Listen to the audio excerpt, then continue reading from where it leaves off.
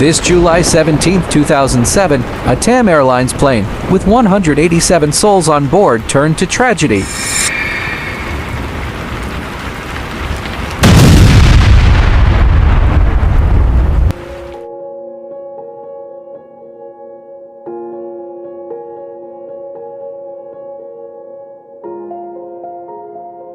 Standard procedures stipulate that in the event of a thrust reverser being deactivated, the crew must operate the controls of both engines, physically neutralizing them thrust reverser doors. Let's try to understand the reason for the crash, how it could have been avoided. The aircraft concerned is an Airbus A320 built in 1998 for Cebu Pacific, then resold to Pegasus Airlines and resold to TAM Airlines.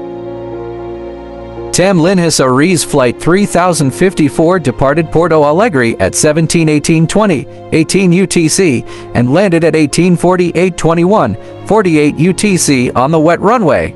There were 199 victims, the 181 passengers, including 16 airline employees and 6 crew members on board the A320, as well as 12 people on the ground. Of the 14 injured in the warehouse, 3 were. It is with a single thrust reverser that the plane lands.